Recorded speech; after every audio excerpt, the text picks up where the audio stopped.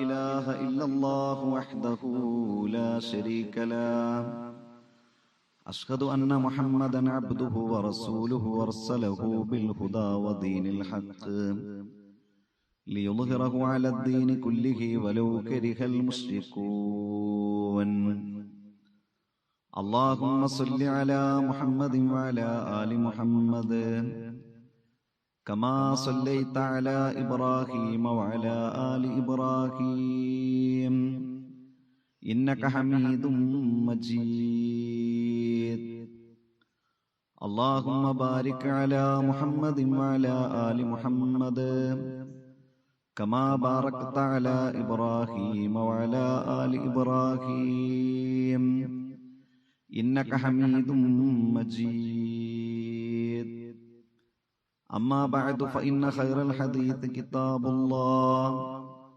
وخير الحدي حدي محمد صلى الله عليه وسلم وشر الأمور محدثاتها وكل محدثة بدعة وكل بدعة ضلالة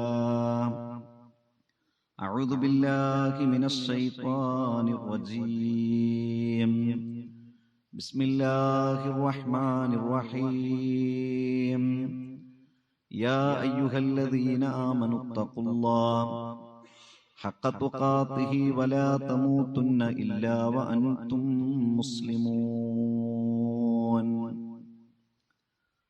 ബഹുമാന്യരായ സഹോദരന്മാരെ, സഹോദരികളെ, ജീവിതത്തിൽ കഴിവിന്റെ പരമാവധി അള്ളാഹുവിനെ സൂക്ഷിച്ചുകൊണ്ട് ജീവിക്കുകയും അള്ളാഹുവിന് ഇഷ്ടമുള്ള പ്രവർത്തനങ്ങൾ പരമാവധി ജീവിതത്തിന്റെ ഭാഗമാക്കി അള്ളാഹുവിന് ഇഷ്ടമില്ലാത്ത പ്രവർത്തനങ്ങളിൽ നിന്ന് ക്ഷമയോടുകൂടി മാറി നിന്നുകൊണ്ട് നല്ല മനുഷ്യരായി പരിശ്രമിക്കാൻ അള്ളാഹു സുബ്ഹാനഹു വ തആല നമ്മെ അനുഗ്രഹിക്കുമാറാകട്ടെ. മരണപ്പെടുന്ന സമയത്ത് ലാ ഇലാഹ ഇല്ലല്ലാഹ് എന്ന കലിമത്തു തൗഹീദ് ഉച്ചരിച്ചുകൊണ്ട് മരിക്കാനുള്ള സൗഭാഗ്യം റഹ്മാനും റഹീമുമായ റബ്ബ് നമുക്കെല്ലാവർക്കും പ്രദാനം ചെയ്യുമാറാകട്ടെ. മനുഷ്യരുടെ നന്മകളെ കുറിച്ച് ആലോചിക്കുമ്പോൾ ആ ആലോചനക്ക് നാം നൽകേണ്ട ഒരു മുൻഗണനയും പ്രയോറിറ്റിയുമുണ്ട്. അത് ഇസ്ലാം പഠിപ്പിക്കുന്നത് ഒന്നാമതായി നമ്മുടെ ആലോചനകളിൽ മനുഷ്യരാശിയിൽ നന്മ നിലനിൽക്കണമെന്ന ആലോചന നമ്മുടെ മനസ്സിലേക്ക് കടന്നു വരുമ്പോൾ ഒന്നാമതായി ആ നന്മയുണ്ടാകണമെന്ന് ആലോചിക്കേണ്ടത് നമ്മുടെ വ്യക്തി ജീവിതത്തിലാണ്. രണ്ടാമതായിട്ടുണ്ടാകേണ്ടത് നമ്മുടെ കുടുംബത്തിലാണ്. മൂന്നാമതായി അത് പ്രയോഗവൽക്കരിക്കേണ്ടത്, അത് ഉണ്ടാകണമെന്ന് നാം ആഗ്രഹിക്കേണ്ടത് സമൂഹത്തിലാണ്. ഇതാണ് ഈ നന്മ സമൂഹത്തിൽ ഉണ്ടാകണം. ഇസ്ലാമിക നിയമങ്ങളും ഇസ്ലാമിന്റെ സംസ്കാരങ്ങളും ഇസ്ലാമിക ചിഹ്നങ്ങളുമൊക്കെ സമൂഹത്തിൽ നിലനിൽക്കണമെന്ന് ആഗ്രഹിക്കുന്നതിന്റെ മുൻഗണനാ ക്രമം അങ്ങനെയാണ്. ഒന്നാമത്തേത് വ്യക്തി ജീവിതത്തിലാണ്, രണ്ടാമത്തേത് നമ്മുടെ കുടുംബത്തിലാണ്, മൂന്നാമത്തേത് സമൂഹത്തിലാണ്. ഇങ്ങനെ ആലോചിക്കുമ്പോഴാണ് നമുക്ക് രക്ഷപ്പെടാൻ കഴിയുക എന്ന ആലോചന വിശ്വാസികളുടെ മനസ്സിലും ചിന്തയിലും ഉണ്ടാകേണ്ട ഒന്നാണ്. അപ്പോൾ ആദ്യത്തേത് ഒന്നാമതും രണ്ടാമതും മൂന്നാമതുമായി ഇസ്ലാമികമായ നന്മയും അള്ളാഹുവിനെ കുറിച്ചുള്ള ഭയവും പരലോകത്തെക്കുറിച്ചുള്ള ചിന്തയും നരകത്തിലേക്ക് ഒരിക്കലും പ്രവേശിക്കരുത് റബ്ബേ എന്ന പ്രാർത്ഥനയും സ്വർഗത്തിലേക്ക് പ്രവേശിക്കണമെന്ന ആഗ്രഹവും തുടങ്ങേണ്ടത് നമ്മുടെ വ്യക്തി ജീവിതത്തിൽ നിന്നാണ്. കാരണം നാം നശിച്ച് നമ്മുടെ കുടുംബവും സമൂഹവും രക്ഷപ്പെട്ടതുകൊണ്ട് കാര്യമില്ലല്ലോ. അതുകൊണ്ടാണ് വിശുദ്ധ ഖുർആൻ പറഞ്ഞത്, യാ അയ്യുഹല്ലദീന ആമനു, ഏ വിശ്വാസികളെ, ഇത്തഖുല്ലാഹ്, നിങ്ങൾ അല്ലാഹുവിനെ സൂക്ഷിക്കണം.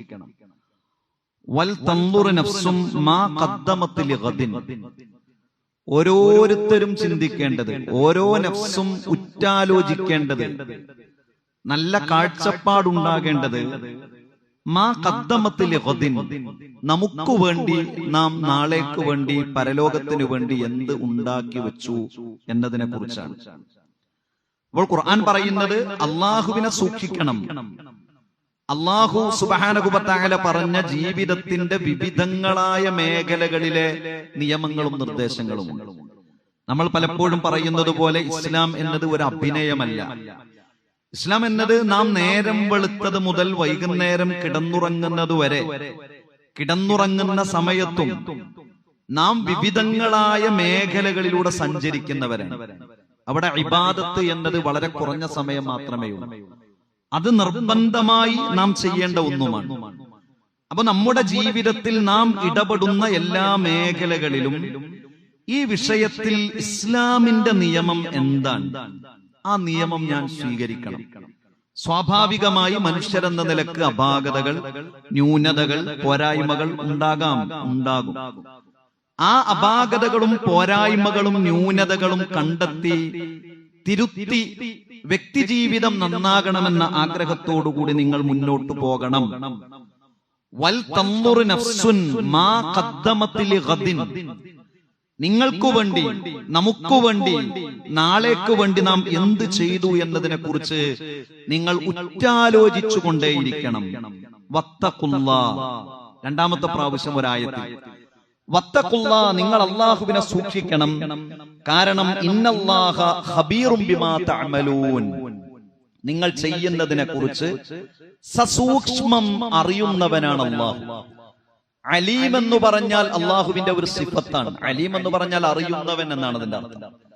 ഖബീർ എന്ന് പറഞ്ഞാൽ സൂക്ഷ്മമായി അറിയുന്നവൻ എന്നാണ്. അതുകൊണ്ട് നിങ്ങളുടെ ജീവിതത്തെ കുറിച്ച്, നമ്മുടെ പരസ്യമായ, നമ്മുടെ രഹസ്യമായ ജീവിതത്തെ കുറിച്ച് സസൂക്ഷ്മം അറിയുന്ന, നിരീക്ഷിക്കുന്ന അള്ളാഹുവിന്റെ നിയമങ്ങളെ നിങ്ങൾ അനുസരിക്കണം, പാലിക്കണം എന്നാണ് ഖുർആൻ പറയുന്നത്. അപ്പോൾ സമൂഹത്തിൽ നന്മയുണ്ടാകണം, സമൂഹം നന്നാകണം എന്ന് ചിന്തിക്കുന്നതിൽ ആ സമൂഹത്തിലെ ഒന്നാമത്തെ വ്യക്തി ആരാണ്? നമ്മളാണ് ഒന്നാമത്തെ വ്യക്തി. നമ്മുടെ ജീവിതത്തെ പരമാവധി നന്നാക്കുക എന്നത് നമ്മുടെ നന്നാകണം എന്നാഗ്രഹിക്കുന്നതിന്റെ മുൻഗണനയിലെ ഒന്നാമത്തെ കാര്യമാണ്. നമ്മൾ ആലോചിച്ചു നോക്കൂ, നമ്മുടെ ജീവിതം എന്നത് നമുക്ക് ഒരുപാട് ഉത്തരവാദിത്വമുണ്ട്. ഒരു ചെറിയ പ്രായത്തിൽ, ഒരു പ്രത്യേക പ്രായം മുതൽ നമുക്ക് നമ്മുടെ കാര്യമായിരിക്കും. കാരണം നമ്മുടെ ഉത്തരവാദിത്തം ഏറ്റെടുക്കാൻ നമ്മുടെ മാതാപിതാക്കൾ ഉണ്ടാകും, അപ്പൊ നമ്മുടെ കാര്യം ഉണ്ടാകും. പക്ഷെ ഒരു പ്രത്യേക പ്രായം കഴിഞ്ഞാൽ പിന്നെ നമ്മൾ ഒരുപാട് ആളുകളുടെ ഉത്തരവാദിത്തം ഏറ്റെടുത്തവരാണ്. ഭാര്യയുടെ ഉത്തരവാദിത്തം നമ്മൾ ഏറ്റെടുത്തിട്ടുണ്ട്, മക്കളുടെ ഉത്തരവാദിത്തം നമ്മൾ ഏറ്റെടുത്തിട്ടുണ്ട്, കുടുംബത്തിന്റെ ഉത്തരവാദിത്വം നമ്മൾ ഏറ്റെടുത്തിട്ടുണ്ട്. ഇത് നിർവഹിക്കുക എന്നത് മതമാണ്, ദീനാണ്.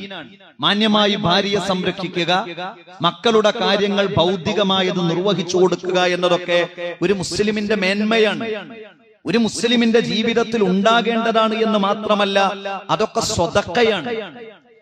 ഒരാൾ നേരം വെളുത്ത് വൈകുന്നേരം വരെ കഠിനാധ്വാനം ചെയ്യാൻ വേണ്ടി വീട്ടിൽ നിന്നിറങ്ങുമ്പോൾ നല്ല നീയത്തോടുകൂടി ഇറങ്ങിയാൽ ഓരോ സെക്കൻഡും അയാൾ സ്വതക്കയിലാണ്.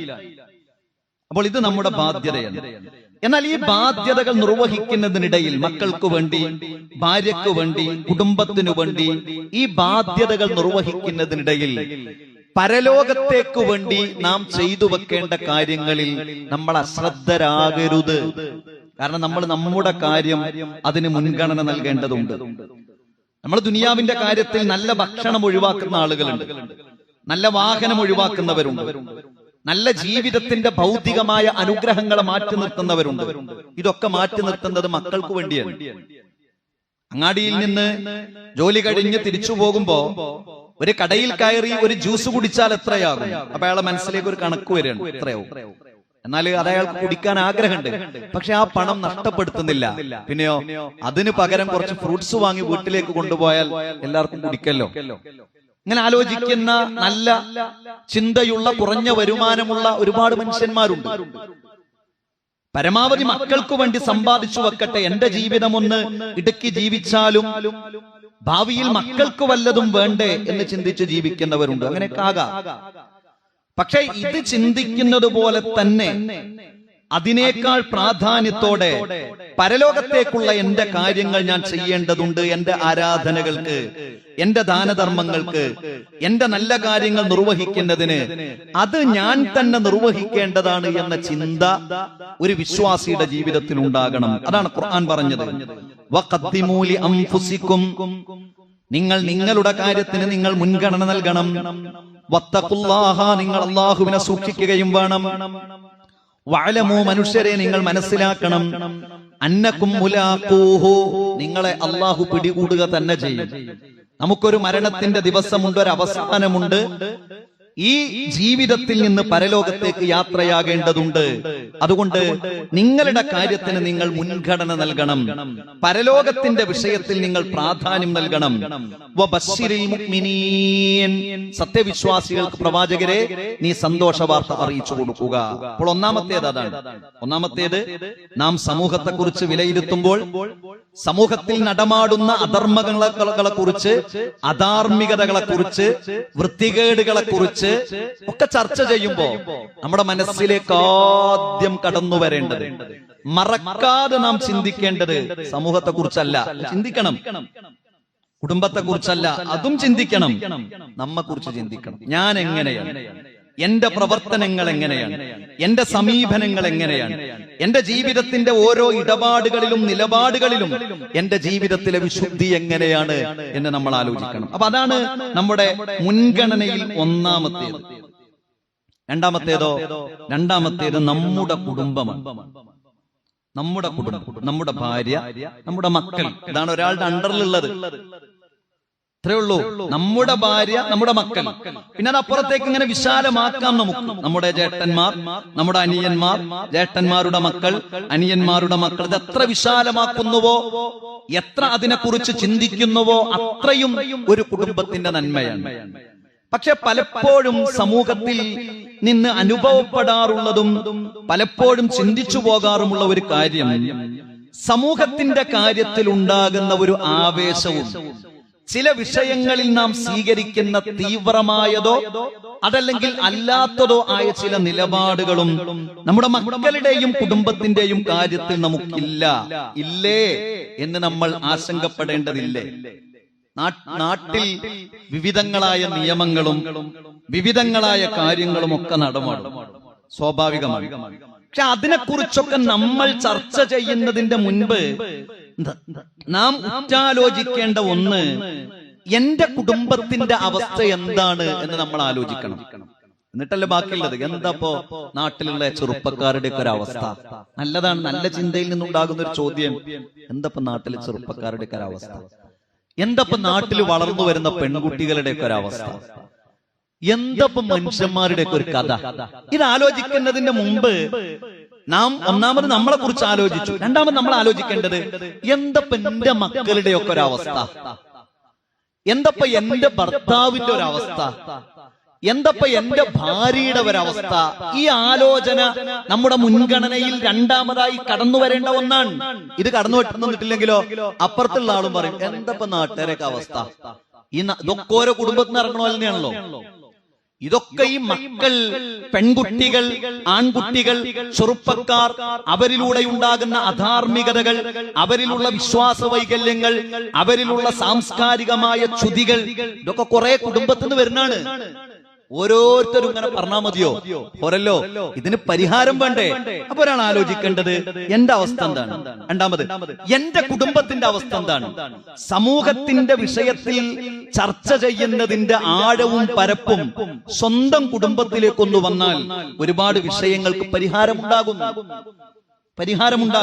നമ്മൾ ആലോചിച്ച് നോക്കൂ, നമ്മുടെ മക്കൾ എന്ന് പറഞ്ഞാൽ നമ്മുടെ അണ്ടറിലുള്ളവരാണ്. അപ്പൊ നമ്മൾ അവരെ ഇസ്ലാമിക നിയമപ്രകാരം 7 വയസ്സ് മുതൽ സംസ്കാരം പഠിപ്പിക്കണം. 7 വയസ്സെന്ന് പറഞ്ഞാൽ 2ാം ക്ലാസ്സാണ്. നമ്മളെല്ലാത്തിനും മക്കൾക്ക് ചിരിച്ചു കൊടുത്താല് സൈക്കോളജിക്കൽ പ്രകാരം തന്നെ കുട്ടി ഒരു തെറ്റ് ചെയ്യുമ്പോൾ ചിരിച്ചു കൊടുക്കാൻ പാടില്ല. കാരണം എന്താ? കുട്ടിയെ ഗൈഡ് ചെയ്ത് കൊണ്ടുപോകണം. അങ്ങനല്ലോ, ഒരു വേണ്ടാത്രം കണ്ടോൻ പറഞ്ഞ് ഇതിങ്ങനെ ചിരിച്ചു കൊടുക്കുക, ആ കുട്ടിക്ക് നൽകുന്ന അംഗീകാരമാണ്. അല്ല, അവിടുന്ന് കുട്ടിയെ ഗൈഡ് ചെയ്യണം. അങ്ങനെ പറയരുത് കേട്ടോ മോനെ, അങ്ങനെ സംസാരിക്കരുത് കേട്ടോ, ഗൈഡ് ചെയ്ത് കുട്ടിയെ കൊണ്ടുവരണം. അപ്പൊ നമ്മൾ അവിടെ 7 വയസ്സു മുതൽ നമസ്കാരം ശീലിപ്പിക്കണമെന്ന് പറഞ്ഞ ഒരു മതത്തിന്റെ പ്രവാചകന്റെ അടുത്തിരുന്ന് ഭക്ഷണം കഴിക്കും. മോനെ സമ്മില്ല ബിസ്മി ചൊല്ലി, കുൽ ബിയമീനിക, വലത് കൈകൊണ്ട് കുടിക്ക്, വലത് കൈകൊണ്ട് തിന്ന്, നിന്റെ ഭാഗത്ത് നിന്ന് ഭക്ഷണം കഴിക്ക്. ഇതൊരു സംസ്കാരത്തിന്റെ ബാലപാഠങ്ങളാണ്. ഇത് ഇവിടുന്ന ഇത് കല്യാണത്തിന് പോയിട്ട് നാട്ടുകാരുടെ കുട്ടികളുടെ കാര്യമല്ല, എന്താ ചെക്കന്മാരൊക്കെ അങ്ങനെയല്ല. അവനവന്റെ കുട്ടികളുടെ കാര്യം, അവനവന്റെ മക്കളുടെ കാര്യം, അവനവന്റെ കുടുംബത്തിന്റെ കാര്യം, അതാണ് മുൻഗണനയിലെ രണ്ടാമത്തേത്. അത് നാം ശ്രദ്ധിക്കേണ്ടതുണ്ട്. നമസ്കാരത്തിലെ പ്രാർത്ഥനകൾ നമ്മുടെ മക്കൾക്കറിയുമോ? നാം മരണപ്പെട്ട് കഴിഞ്ഞാൽ, അങ്ങനെ ഉണ്ടല്ലോ, നമ്മൾ മരിച്ചു കഴിഞ്ഞാൽ കഴിഞ്ഞു, പിന്നെ നമ്മളെന്ന അജണ്ട ഇവിടെ ഇല്ല. കാരണം ഇവിടെ അതിനൊന്നും ആളുകൾക്ക് നേരല്ല. പിന്നെ നമ്മുടെ മയ്യത്ത് ഇവിടെ മുന്നിലാണ്. ഒരിക്കലും പള്ളിയുടെ മുന്നിലേക്ക് വരൂല എന്ന് വിചാരിച്ചവനെ വരെ കൊണ്ടുവരുന്ന സ്ഥലമാണ് ഈ മുന്നിൽ. ഇവിടുക്കാ കൊണ്ടുവരിക. ഇവിടുന്ന് പിന്നിൽ നിന്നിങ്ങനെ നിസ്കരിക്കുമ്പോ എന്റെ മയ്യത്ത് നമസ്കരിക്കുമ്പോഴുള്ള പ്രാർത്ഥന എന്റെ മക്കൾക്ക് അറിയുമോ? അറിയണ്ടേ? അറിയണല്ലോ. കാരണം നമുക്ക് വേണ്ടി അവസാനം അസ്സലാത്തു അലൈഹിമ, എന്താണ് പ്രവാചകരെ, എന്താണ് മാതാപിതാക്കൾ മരണപ്പെട്ടു കഴിഞ്ഞാൽ ഞാൻ ചെയ്യേണ്ടത്? നീ അവർക്ക് വേണ്ടി നമസ്കരിക്കണം. അവർക്ക് വേണ്ടി പാപമോചനം നടത്തണം. അപ്പോ നമ്മുടെ ബാപ്പ മരിച്ചാല് ഓരോ മക്കളും ആലോചിക്കുക, എന്റെ ബാപ്പ മരിച്ചു, എത്രയോ, അതൊരു നല്ല മനസ്സാണ്. എത്രയോ ചെറുപ്പക്കാരുണ്ട് അപ്പോൾ വാട്സപ്പിൽ മെസ്സേജ് അയക്കും, ഒന്ന് ആ പ്രാർത്ഥന ഒന്ന് അയച്ചു തരും. അതിന്റെ അർത്ഥവും അതൊരു നല്ല മെസ്സേജാണ്. കാരണം അപ്പോഴും ഒന്നുമില്ല, എത്ര തക്ബീറ 4, പിന്നെ ഉണ്ടാകുന്ന മതി, ഒച്ചയ്ക്ക് വല്ലൊന്നും വേണ്ടല്ലോ. അങ്ങനെ ചിന്തിക്കണില്ല, എന്നാലും പഠിക്കണം എന്നുണ്ടല്ലോ. പക്ഷെ അത് അതിന്റെ മുമ്പ് പഠിക്കണം. വാപ്പ മരിക്കണതിന്റെ മുമ്പ് പഠിക്കണം. അതിനൊക്കെയുള്ള വീഡിയോസുകളുണ്ട്, എഴുത്തുകളുണ്ട്, സാഹചര്യങ്ങളുണ്ട്, സന്ദർഭങ്ങളുണ്ട്. നമ്മുടെ മക്കൾക്ക് നമ്മൾ പഠിപ്പിച്ചു കൊടുക്കണം. വിശുദ്ധ ഖുർആൻ പാരായണം ആലോചിക്കണം. നമ്മളിങ്ങനെ കുട്ടികളെ ഇരുത്തിയിട്ട്, മോനെ ഫാത്തിഹ സൂറത്തൊന്ന് ഓദിക്ക, വാപ്പാന്റെ കുട്ടി, മോൻ ഓതാൻ കഴിയണല്ലോ. കുട്ടികൾ ചെറുപ്പത്തിൽ അവരുടെ വളർച്ച എന്ന് പറഞ്ഞാൽ എത്രത്തോളം ഒരു കാര്യം എന്ത് കേൾക്കുന്നുവോ അത്രത്തോളം അതിനെക്കുറിച്ച് കുട്ടിക്ക് വിവരമുണ്ടാകും. കുട്ടി അത് പാടും. കുട്ടികൾ എന്താണോ കേൾക്കുന്നത് അതാണ്. ചെറുപ്പത്തിൽ അങ്ങനെയല്ലോ, എഴുതിയല്ലോ പഠിക്കണത്, കേട്ടാണ് പഠിക്കണത്. 2 വയസ്സുള്ള ഒരു കുട്ടി ഉമ്മാന്ന് വിളിക്കണത് എഴുതിയിട്ടല്ല, കേട്ടിട്ടാണ്. അപ്പൊ എത്രത്തോളം എന്ത് കേൾക്കുന്നുവോ അത് കുട്ടി പറയും, അത് കുട്ടി പാടും, അത് കുട്ടി ഓതും. അപ്പൊ നമ്മുടെ മക്കൾക്ക് നമ്മൾ ഖുർആനിനെ കുറിച്ച് പഠിപ്പിച്ചു കൊടുത്തിട്ടുണ്ടോ? അപ്പൊ നമ്മുടെ കുടുംബത്തെ കുറിച്ച്, ഇസ്ലാമികമായ ആദർശത്തെ കുറിച്ച്, ഇസ്ലാമികമായ സംസ്കാരത്തെ കുറിച്ച് നമ്മുടെ കുടുംബവുമായി ബന്ധപ്പെട്ട് നമ്മൾ ആലോചിച്ച് നോക്കുക. അതേപോലെ ഇസ്ലാമിക സംസ്കാരവും. നമുക്ക് വൈകാരികമായി നാം പ്രതികരിക്കുന്ന കുറെ വിഷയങ്ങളുണ്ട്. ഇപ്പൊ ഇസ്ലാമിക വേഷം, ഒരു പെൺകുട്ടിയുടെ ഇസ്ലാമികമായ വേഷം, എന്തെങ്കിലും ഒരു നിയമം ഒന്നും വിചാരിക്കാം. ഇപ്പൊ സ്ഥാപനങ്ങളിൽ ഇസ്ലാമിക വേഷം ധരിക്കാൻ പറ്റൂല, എല്ലാരും ഇറങ്ങൂലേ? ഇന്നിപ്പം നിലവിൽ ധരിക്കുന്നതിന് കുഴപ്പമൊന്നുമില്ലല്ലോ. ഇന്ന് എത്ര ആള് ധരിച്ചു പോകുന്നുണ്ട്? ഇപ്പൊ നിലവിൽ പ്രശ്നമൊന്നുമില്ല. ഇസ്ലാമിക വേഷം ധരിക്കാൻ ശരിക്കിന് മുഖവും മുൻകൈ ഒഴിച്ച വസ്ത്രം മാന്യമായി ധരിച്ചൊരു കുട്ടിക്ക് നടക്കാം. 1000 കുട്ടികൾ പോകണ്ടേ 10 കുട്ടികളുണ്ടോ? ഇല്ലല്ലോ. എന്നാ നിയമം വന്ന് നോക്കട്ടെ, എല്ലാവരും ചാടി ഇറങ്ങും. അപ്പൊ അത് എവിടെയാണ് ആദ്യം നടപ്പിലാക്കേണ്ടത്? ഇത് എവിടെയാണ് ഇത് സന്നിവേശിപ്പിക്കേണ്ടത്? എവിടെയാണ്? കുടുംബങ്ങളിലാണ്. ആളുകൾ മാറി നിങ്ങനെ പറയും, എന്താലേ ഓരോരോ നിയമങ്ങള്, എന്താലേ ഓരോരോ കാര്യങ്ങള്. എന്നാ അവനാന്റെ മക്കള് 2 3 ഉള്ളൂ. പഴയ കാലം 10 11 ഇല്ല, 1 2 3 4 അപ്പറാർക്കില്ലല്ലോ. ഈ 4 എണ്ണത്തിലുള്ള 2 എണ്ണം വീട്ടിൽ നിന്ന് ഇറങ്ങുമ്പോ എന്റെ മകൾ ഇസ്ലാമികമായ വേഷം ധരിച്ചിട്ടാണോ പോണത്? നമുക്ക് പ്രശ്നമല്ല.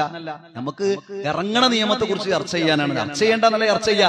പക്ഷെ ഇവിടെയാണ് ചർച്ച വരേണ്ടത്, കുടുംബങ്ങളുടെ ചർച്ച വരെ. എന്റെ ഭാര്യ, ഇസ്ലാമിന്റെ നിയമല്ലേ? ഇസ്ലാമിൽ നമസ്കാരം എങ്ങനെയെന്ന് ഖുർആനിൽ വിശദീകരിച്ചിട്ടില്ല. നിസ്കരിക്കണമെന്നേ ഖുർആനിൽ പറഞ്ഞിട്ടുള്ളൂ. നമസ്കാരത്തിന്റെ രൂപം ഹദീസിലാണ്. പക്ഷെ ഇസ്ലാമിൽ ഒരു സ്ത്രീ എങ്ങനെ വേഷം ധരിക്കണമെന്ന് ഖുർആനിലുണ്ട്.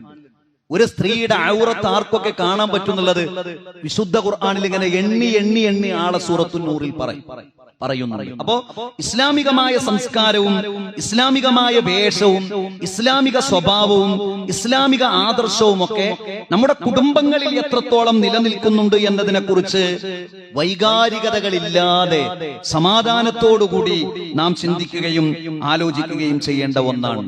ഞാൻ സൂചിപ്പിച്ചത്, ഒരു മനുഷ്യന്റെ ജീവിതത്തിലെ നന്മ എന്നത് എന്റെ ജീവിതത്തിൽ എത്രത്തോളം ഉണ്ട് എന്ന് ആദ്യം ചിന്തിക്കുക. സമൂഹത്തിന്റെ മുകളിലേക്കൊക്കെ കയറിന്റെ മുമ്പ് രണ്ടാമത് എന്റെ കുടുംബത്തിന്റെ കാര്യം ഈ വിഷയത്തിൽ എന്താണ് എന്ന് ചിന്തിക്കണം. അത് പ്രധാനപ്പെട്ട ഒന്നാണ്. അതാണ് നിങ്ങൾ ആലോചിച്ച് നോക്കൂ. യാക്കൂബ് നബി അലൈഹിസ്സലാം മരണാസന്നനായി കടന്നപ്പോ മക്കളെ വിളിച്ചു. എല്ലാരും വിളിച്ചു, സ്വത്തോരിയക്കാനല്ല. അം കുൻതും ശുഹദാ ഇദ് ഹളറ യഅഖൂബൽ മൗത്ത്.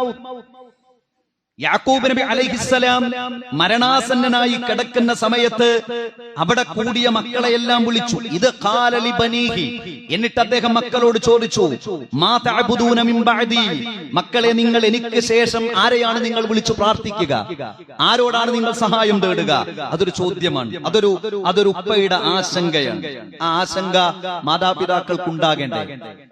ആദർശവും ഇസ്ലാമികമായ സംസ്കാരവും ഇസ്ലാമികമായ വ്യക്തിത്വവും കൊണ്ട് നടക്കുന്ന ഈ തലമുറയിലുള്ള ഒരു തലമുറ കഴിഞ്ഞുപോയാൽ അടുത്ത തലമുറയിലേക്ക് ഒന്നും കൈമാറാതെ മരണപ്പെട്ടു പോകുന്ന മാതാപിതാക്കളുണ്ട്. പിന്നെ അങ്ങനെ ഒരാളുടെ മക്കളെന്നെ ഉണ്ടാവില്ല, അഡ്രസ്സിൽ പോലും ഉണ്ടാവില്ല. അങ്ങനെ ഉണ്ടാവുമല്ലോ. ഒരു പക്ഷെ വലിയ പണ്ഡിതന്മാരായിരിക്കും, അല്ലെങ്കിൽ മതസംഘടനകളിലെ വലിയ നേതാക്കന്മാരായിരിക്കും, അല്ലെങ്കിൽ പ്രബോധന പ്രവർത്തനങ്ങളിൽ സജീവമായി നിലനിന്ന ആളായിരിക്കും. അയാളാണ് മരിച്ചുപോയാല് അടുത്ത ഒരു തലമുറയിലേക്ക് കൈമാറാൻ പോലും ഒരു തലമുറയെ ബാക്കിയാക്കാതെ മരണപ്പെട്ടു പോകുന്ന ആളുകളുണ്ട്. അപ്പൊ ഇസ്ലാമിക ദഅവത്ത് നിൽക്കോ? ഇസ്ലാമിക സംസ്കാരം നിൽക്കോ? ഇസ്ലാമികമായ വ്യക്തിത്വം നിൽക്കൊല്ല. അപ്പൊ പുതിയൊരു ടീം അത് ഏറ്റെടുക്കും. അപ്പൊ നമ്മൾ ആലോചിക്കേണ്ടത്, നമ്മുടെ മക്കൾ ഇതിന് തുടർച്ചയാകണ്ടേ? പുതിയൊരു ടീം എന്തായാലും വരും. നമ്മളൊക്കെ അങ്ങനത്തെ പുതിയ ടീമാണ്. അപ്പൊ ഒരു തലമുറ കഴിഞ്ഞാൽ ഇസ്ലാമികമായ ആദർശവും ഇസ്ലാമികമായ സംസ്കാരവും ഇസ്ലാമിക വേഷവും ഇസ്ലാമിക വ്യക്തിത്വവും പൂർണ്ണമായി നമ്മിലൂടെ അവസാനിച്ച് അടുത്ത ഒരു തലമുറക്ക് തീരെയില്ലാത്ത അപകടകരമായ ഒരു സാഹചര്യം പുതിയ കാലക്രമത്തിൽ നിലനിൽക്കുന്നുണ്ട്. അവിടെ ബാപ്പമാരായ ഉമ്മമാരായ നമ്മളെ ചിന്തിക്കണ്ടേ, ഞാൻ മരിച്ചു പോയാലും എന്റെ മക്കൾ മാത്രല്ല, അവരുടെ മക്കൾ, അവർക്ക് മക്കളുണ്ടാകും, അവരും ഇതിങ്ങനെ കെടാതെ കൈമാറേണ്ട ഒന്നാണ്. അതാണ് യാക്കൂബ് നബി അലൈഹിസ്സലാം ചോദിച്ചത്, എനിക്ക് ശേഷം നിങ്ങൾ ആരെ വിളിച്ചു പ്രാർത്ഥിക്കും, നിങ്ങൾ ആരോട് സഹായം തേടും, നിങ്ങൾ ആരെ ദൈവമായി അല്ലാഹുവായി സ്വീകരിക്കും? ഖാലു, അവർ പറഞ്ഞു. അവർ പിന്നെ തലമുറ അങ്ങനെ മുകളിലേക്ക് പറയണം. നഅബുദു ഇലാഹ ആബാഇക ഇബ്രാഹീമ വ ഇസ്മാഈല വ ഇസ്ഹാഖ ഇലാഹൻ വാഹിദ വനഹ്നു ലഹു മുസ്ലിമൂൻ. അവർ പറഞ്ഞു, നിങ്ങൾ വിളിച്ചു പ്രാർത്ഥിച്ച നിങ്ങളുടെ പിതാക്കളായ ഇബ്രാഹിം നബി അലൈഹിസ്സലാം, ഇസ്മായിൽ നബി അലൈഹിസ്സലാം, ഇസ്ഹാഖ് നബി അലൈഹിസ്സലാം, അവരെല്ലാം വിളിച്ചു പ്രാർത്ഥിച്ച് ആരാധിച്ച ഏകനായ സട്ടാവിനെ ഞങ്ങൾ വിളിച്ചു പ്രാർത്ഥിക്കും. വനഹ്നു ലഹു മുസ്ലിമൂൻ. ബാപ്പ, നിങ്ങൾക്കൊരു ബേജാറും വേണ്ട, ഞങ്ങൾ മുസ്ലിങ്ങളായി ജീവിക്കും. വനഹ്നു ലഹു മുസ്ലിമൂൻ, ഞങ്ങൾ മുസ്ലിങ്ങളായി ജീവിക്കും. അപ്പോ നമ്മൾ നന്മയെ കുറിച്ച് ചിന്തിക്കുമ്പോ ഒന്നാമത് നമ്മളെ കുറിച്ച് ചിന്തിക്കുക, രണ്ടാമത് നമ്മുടെ അണ്ടറിൽ കഴിയുന്ന നമ്മുടെ ഭാര്യ, നമ്മുടെ മക്കൾ, നമ്മുടെ ഭർത്താവ്, അവരെ കുറിച്ച് ചിന്തിക്കുക. ഇത് മുൻഗണന ഇങ്ങനെയാകണം എന്നത് ഓരോ ബാപ്പയും ഉമ്മയും ചിന്തിച്ചാൽ മാതൃകയുള്ള സംസ്കാരമുള്ള ഒരു തലമുറയെ നമുക്ക് വളർത്തിയെടുക്കാൻ സാധിക്കും. അല്ലാഹു സുബ്ഹാനഹു വ തആല നമ്മെ അനുഗ്രഹിക്കുമാറാകട്ടെ.